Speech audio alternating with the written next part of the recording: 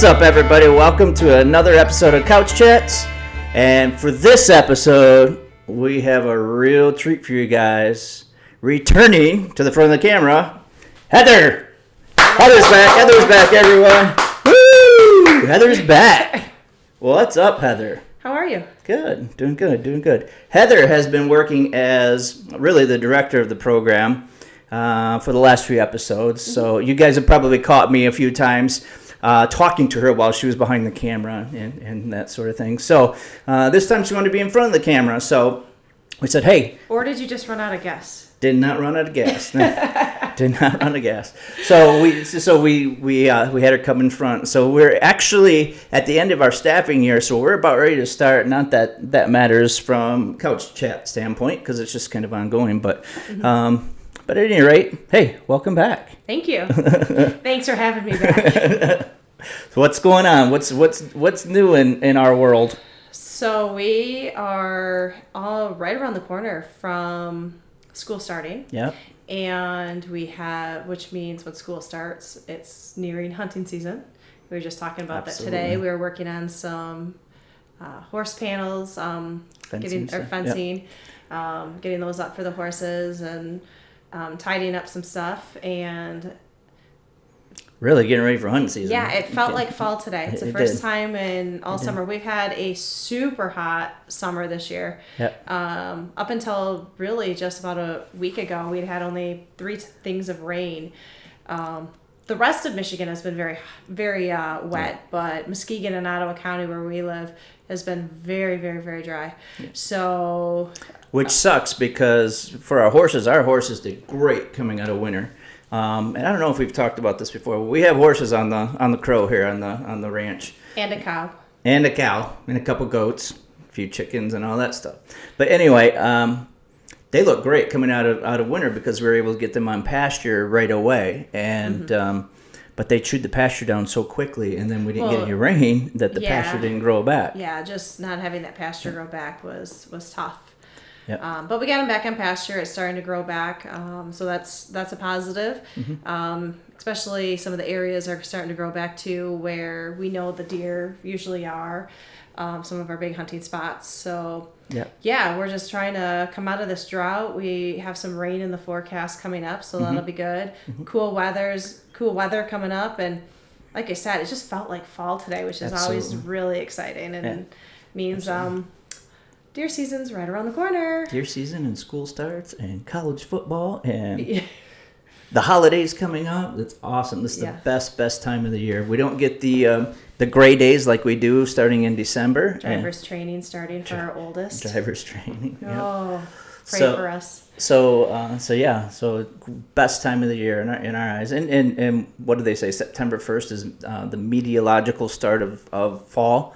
So that's a week from tomorrow. So technically we're into fall a week from tomorrow. And actually hunting season starts here in Michigan a week from tomorrow with the goose opener is September 1st. So that's coming up real quick. And then shortly after that we have the youth hunt September 10th along with the Liberty hunt. And then again a couple weeks after it'll that. It'll get hot again for that. It'll be hot, 90 degrees for that. We have never gone, well, I shouldn't say that. We went on the youth hunt with Tala years ago because years ago it used to be at the end of September. So by then it was cooling off a little. It was tolerable. How's that? Yeah. But within the last couple of years, the state has bumped that date up closer to the beginning of September, and so it's been like high 80s, low 90s. It seems like.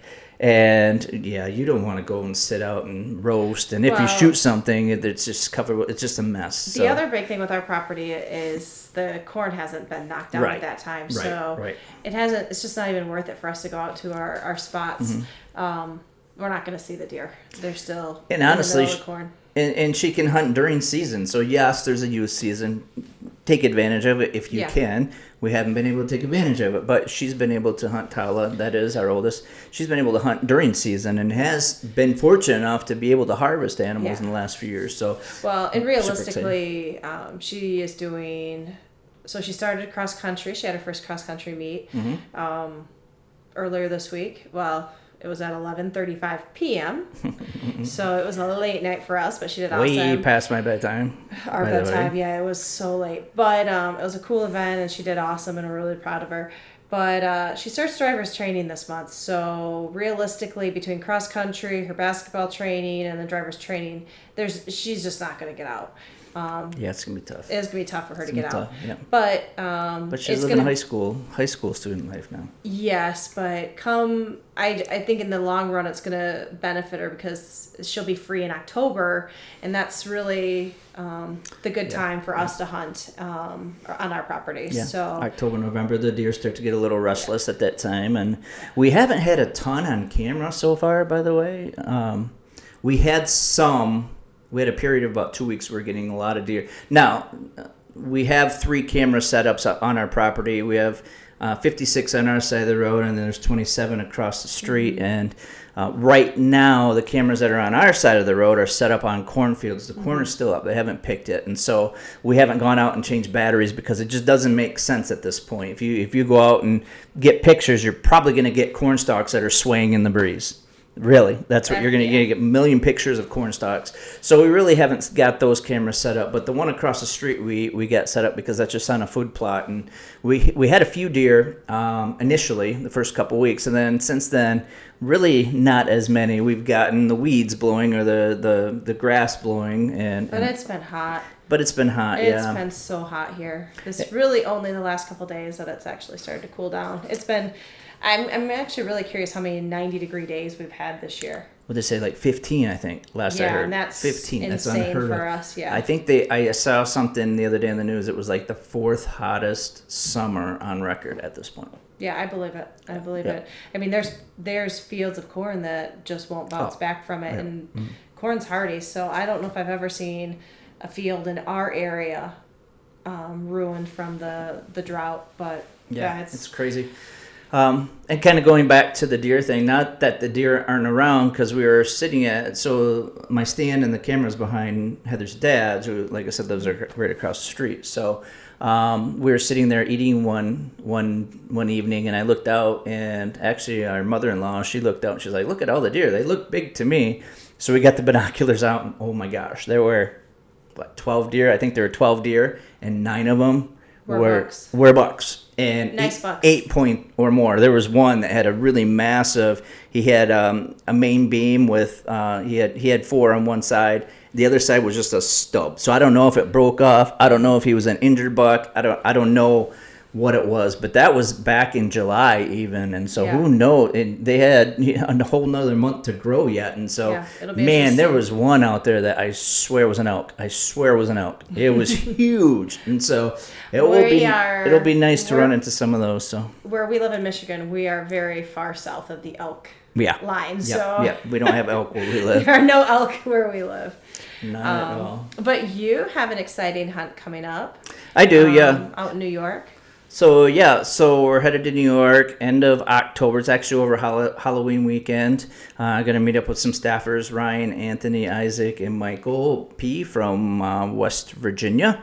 And we were there last year, Kess, Anthony, and Ryan, and I had a great time. So we're looking forward to getting back out there. And Ryan has been sharing some of those pictures from his trail cams, and he's got some really nice bucks out there. So it'll be very exciting to see what happens. And we're all last year we filmed it, we laid down some film for it, and unfortunately none of us harvested. And so our goal this year is to try to get someone an opportunity to harvest a buck. I don't think anybody even shot last year, and so we're hoping to be able to get an opportunity and put together a nice little video for you guys. So that's exciting. And then in December we have got our crane hunt coming up, so it's kind of like an annual thing, the crane hunt. And then in March, we're going to meet up with pro staffer Andy Meeks out in North Dakota. There, he lives in Minnesota, but he's got a farm out in North Dakota for our conservation snow goose hunt. Which is, man, what is it going on?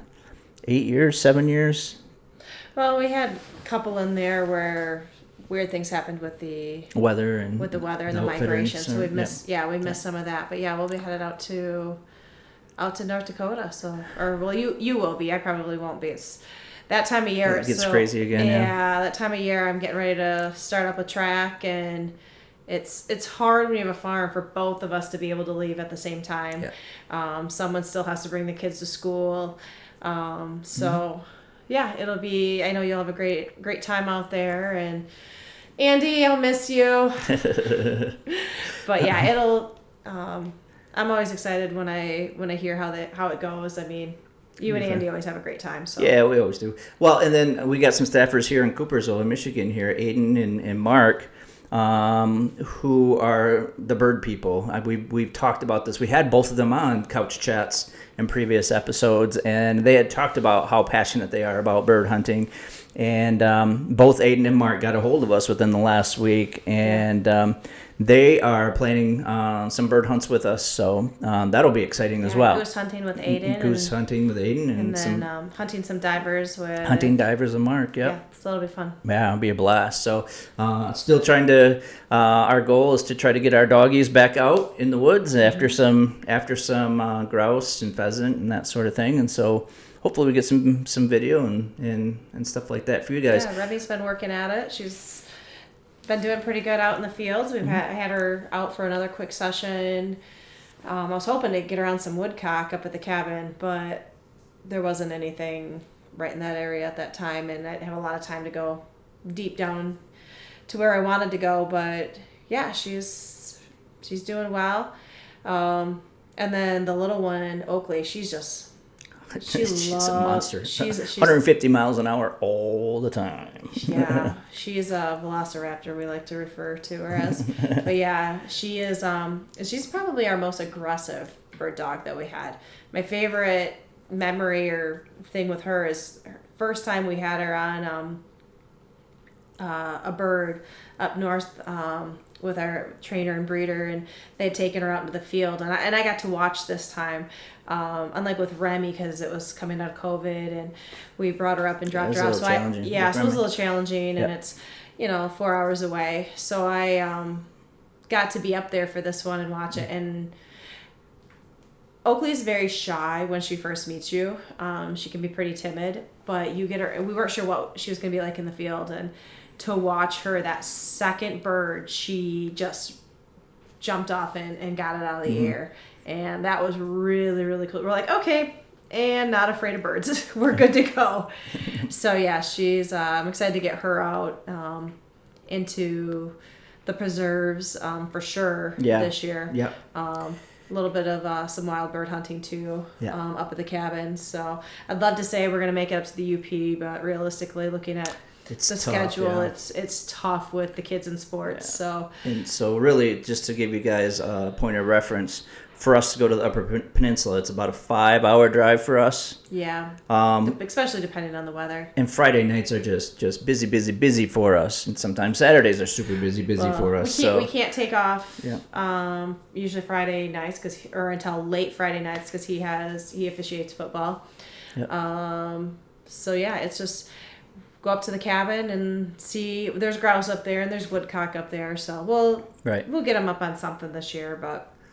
Yep. So so our goal is to put some bird meat in the freezer. Yeah. Because we're out. We know we will with the crane. Yeah, we'll get some crane in the freezer. We don't plan our meals around the grouse or the pheasants. We would starve. But it's a lot of fun. Yeah, for sure. And if we get some chuckers, we get on some chuckers. We go down to. I want to go down to the preserve. Yeah. Yep. Probably do that first with Oakley. And chuckers are really good to eat, too. If you've never had a chucker, really good to eat. Yeah, those are. Mm-hmm. So one of the things that I had mentioned a little while ago was that, hey, it's a new staffing year. Well, and really Couch Chats isn't about season 1, season 2, so on and so forth. But we kind of gear up for the fact that because it's a new staffing year starting September 1, we kind of look at it as a new year for our programs in general with Couch Chats. As you can see, we're trying out some new things here at CRO Studios. We're trying to do some upgrades. CRO Studios? Yeah, we Crow named Studio. It now? Well, CRO Studio is, I could say it's a crow studio. It's a crow studio. I could get a big old crow. I didn't know you named it. I just came up with it on the spot. You're pretty impressed, aren't you? That was on the spot. So impressed. Someone needs to go back to school tomorrow. You're looking live from CRO Studios. Oh, Lord. Heather and Todd. Anyway. Chatting it up. So anyway, so we're upgrading, updating some things. You can see we're starting off with a new sound system here. Eventually, we're hoping to get new video, new audio, and we have some pretty cool guests lined up. Yeah. Coming up with Craig. We're hoping to get Craig on, a good friend of ours who's entrenched in the outdoor world and has a lot of cool things that he's up to. So we'll get him on here to talk about that. When we go out to North Dakota, I'm sure Andy and I will do a couch chat there, and I might even be able to get Andy to sing some John Denver with me. So stay tuned, folks. That won't be until like March though. So I'm gonna work on my musical. I might sing, take some lessons. I recommend everyone skip that episode. And then also with our other hunts, the New York hunt, I'm sure we'll have a couch chat coming from some of our staffers. So we got a lot of staffer opportunity couch chats, but we also have some really cool guests coming on in the future as well, as long as upgrading the look of couch chats. So you guys, listen, thank you. Everybody who tunes in to watch us. We're getting a great response, and so we feel obligated to give you guys the absolute best that we can. And so part of it is to give you the absolute best sound. Another part is the absolute best picture. Another part is the best entertainment. So that's why I will be singing.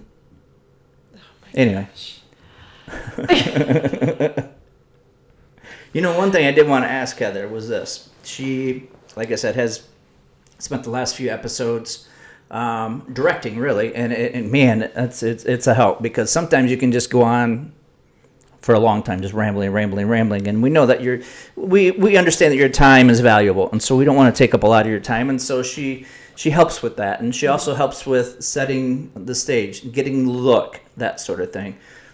My question is, originally when you and I started the Couch Chats, you and I were in front of the camera all the time. We didn't really have a director. Now you've kind of filtered into that role. What is the difference that you've noticed from being in front of the camera versus being behind the camera as a director? I think the biggest thing is I am not so much focused on the content right now. It's more of trying to get the look or the vision. As I go and I look at some of the other top people who do podcasts and look at how clear things look, or the sound, or just what the visual piece of it is when there's the video podcast. I think that's really been my focus of trying to figure out how to just make that better. What does our background look like? And just trying to figure out what works for us. Mm-hmm. And so I think that's, and it's still not quite what I want or what I'm looking for, but each time we're a little bit closer. And I think that's just my goal every time, is just get a little bit closer to the vision that I have and that I want for Couch Chats. And, I'd love to be in front of the camera more, but it's just as we evolve and we figure out who we are and what we want it to look like as we move forward, sometimes it's easier just to take it in from behind the camera. Yeah. So yeah, for sure. I know where the time's at. I know when we need to circle back and get back on a topic. So I think I just look at things differently now when I'm seeing it from the outside versus when I was only strictly in front of the camera. What would you say? So if you had one to choose from, would you rather be in front of the camera? Would you rather be behind? What would you say for you is easiest? I don't know if there's one that's necessarily easiest, but I do very much like the setup and the staging and that piece of it. I didn't really expect to like that as much as I do. Yeah, sure. I like to be able to get the different people on and hear the different stories. And I think once I get more comfortable with the look and, more consistency with that, then it'll be easier for me to transition back in and to do some of the conversations, in front of the camera. But right now, just trying to make sure that everything stays consistent. It's just easier to do it For sure. So it's not that I necessarily like it more. I just think it's a better route for me right now. Gotcha. Okay. And then one thing too that we were talking about earlier are we're getting in, because it is starting to get into the hunting seasons and that sort of thing. We start to get a lot of people applying to become staffers and that sort of thing. One of the things that we notice a lot of people saying is, I have very little to no content creation experience. Mm-hmm. What advice would you give those people? So those people that are coming to us, Fall Obsession, we are content creators. I still don't feel like I'm good at it. I don't think it's ever right now. As much as I've done it, it's still such evolving. It's still such a process, and I feel like I can do better. I feel I'm gotten a lot better at like just still photography and that piece of it. Mm-hmm. But I think when you do adding the video piece into it, like I cannot film birds for the life of me, and it drives me nuts. Like I can't figure out how to do that with the equipment that I have. So just trying to figure out what's a better camera for it, or what's a better angle, or how do you get those shots. So I think that's the part for me that I still just don't feel like I'm very good at it yet. But it doesn't mean I don't keep trying or learning or researching in that piece of it. What do you feel your strength is as a content creator? Excuse me, sorry. What is your strength as a content creator? I think still photography. Okay. Still photography, wildlife photography. Any particular wildlife, or just any and all? Any and all. I love photographing birds of any type, and wildlife. Really, it doesn't matter. So I love doing that, and I've gotten significantly better at it. But the video piece of it is probably the area that I've started to transition to learn more about, because I just don't feel that, I know what looks good and I know what I want to get, but when it comes to the actual like hunting piece and filming hunts, it's a whole different ball game. Yeah. And it's so difficult. Yeah. How do you film and not take away from the actual hunt? Yeah. How do you... And then try to self-film. Oh my gosh. You talk about challenging. We are not good at that. Oh, that is so challenging. Or when your daughter shoots a 6-point on her first time out, it's hard to get that too. You got it, and then I thought you were gonna drop the camera out of the stand because you were jumping around so much and screaming, and you just see the leaves all over the place. No, that was great though. So I think still photography is definitely my strength, but videography is something that I'm starting to learn, and I love doing sports photography too. It's definitely another piece that I've started to explore. So yeah, just exploring, what I just talked about, and then incorporating that in with, really good backgrounds and lighting, and is all kind of like where I'm headed now. So I can attest to that, by the way, because when I shoot a deer, I call Heather and say, "Hey, I just shot a deer. Don't touch it. Don't move it. We gotta get out in the field." No, the first question is, did you actually... Oh, did you find it? Did you find it? And then once it's like, okay, did you find it? I don't care if you touch it, but it's always funny. After he gets it, he gets very much in the zone of, okay, we need to go process this, like, now. Or not process it, but, like... Field dress it and get it taken care of now. And I am like, okay, I know you want photos of it, and I need you to slow down and let me take the photos. And he wants me to get it on the first time. And I'm not always going to get... Because it's dark. Most of the time when you get them, it's dark by the time we actually get the photos, and it's like, I want it now, one or two shots, and that's it. And I was like, he's had to learn to be a little bit more patient, so that I can get shot set up, the camera shot. The photograph and making sure that it's clear and not pixelated, and am I going to use a flash? Am I going to use just what is it going to be? And one of my favorite ones, honestly, is there was a full moon when you got that big one. Yeah, when you got your big one out back, and he was absolutely ready to get that in, and I was like, no, this might be a once in a lifetime buck for our property, and you need to be patient because I'm going to take a lot of photos. And you know what I found? You know what I found during that? And we shot quite a few pictures during that, obviously. Like Heather says, a once-in-a-lifetime buck. It was by far the biggest buck I've shot. And I hope you get bigger ones here. I've harvested off this property. But what I found was that even setting the shot up, we would accidentally take pictures. And sometimes the accidental pictures turn into some of the greater content, right? Mm-hmm. There was one that I was thinking of where I think we were moving and the camera was moving, and you had pictures of pop the deer and me kind of in segment. It was a really cool picture. I know it wasn't framed that way, it wasn't set up that way, but that's how it turned out accidentally. But it was so cool. Shot, it was so cool. Yeah. So, but yeah. So, content creators, what advice? I guess that would be one piece of advice, right? Always keep the camera rolling, because sometimes you never know. Sometimes your mistakes are going to be your greatest pieces of content, right?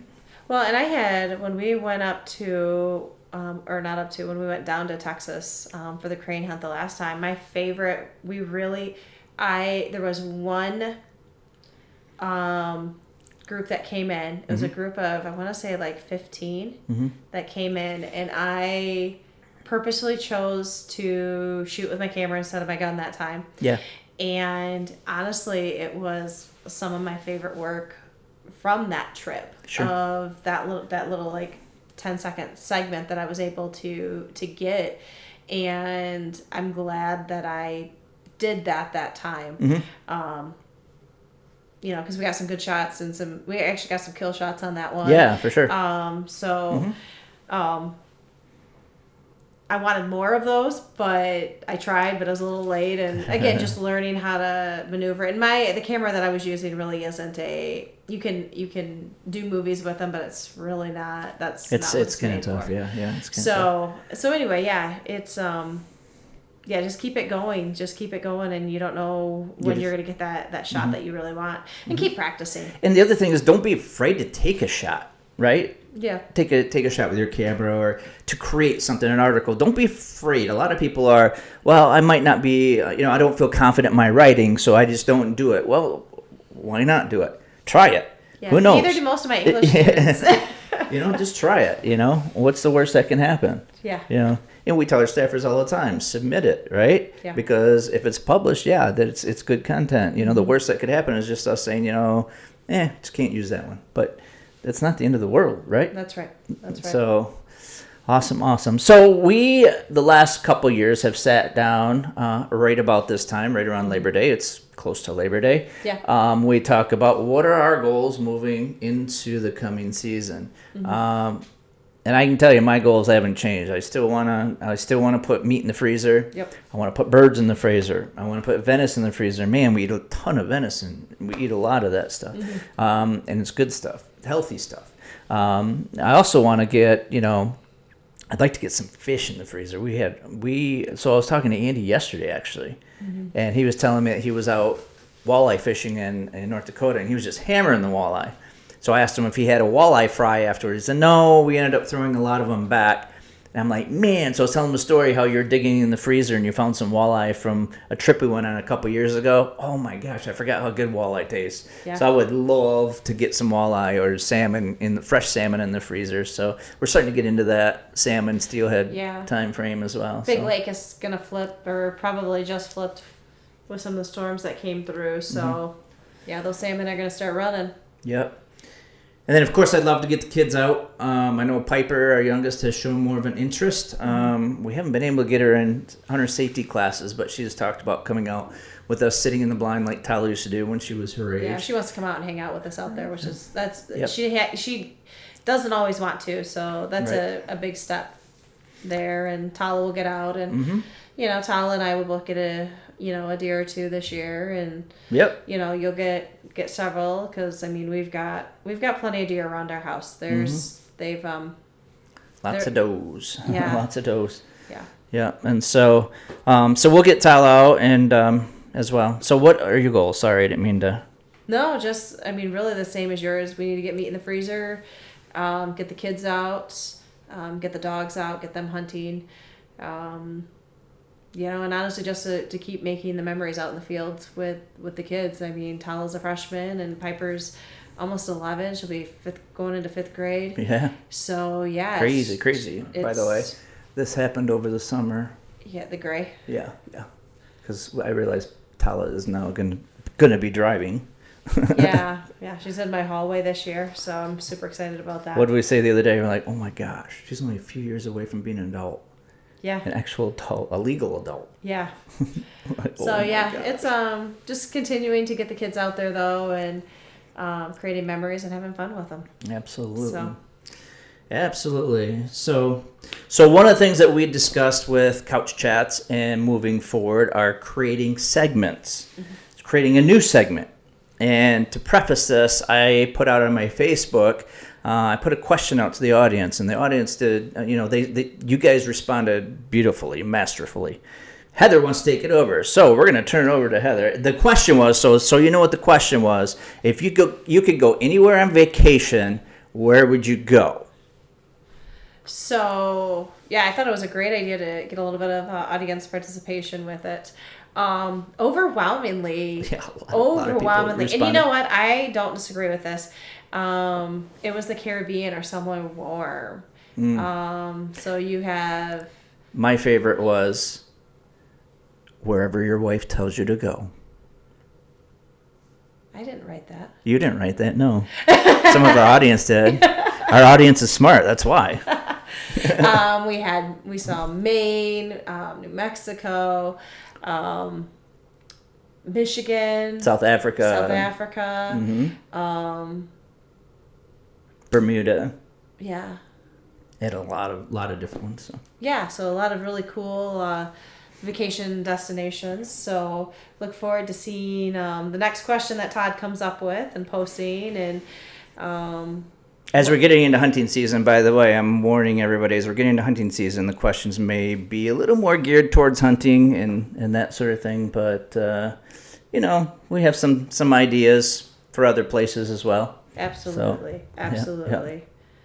So, all right. So, Heather, how'd you feel about being on this side of the camera for the first time in a while? Feels good to be back. She is back, everyone. She's back. But thank you, Fall Obsession viewers and family. And it's good to be back. It is good to be back. So go ahead and wrap us up. All right. Well, I'll play director again. Wrap us up, Todd. Normally. Usually she's back there going like this. Come on, let's go. Let's go. Time's ticking. Let's go. So, well, thank you everybody for joining us. That's all the time we have for this episode. If you guys want to check us out or any of our past episodes, you can always check us out on Carbon TV Network, Waypoint TV. You can go on YouTube. You can also go on our website, fallobsession.com, where you'll also find all kinds of content from our staffers, and our staffers are coast to coast. We have staffers on the East Coast, we have staffers on the West Coast, we have staffers up in Canada, and our content ranges anywhere from recipes to trail cams to all kinds of different stories, gear reviews, all kinds of stuff like that. Check us out on the website along with some of our great sponsors like Wiley X and Bear River Archery.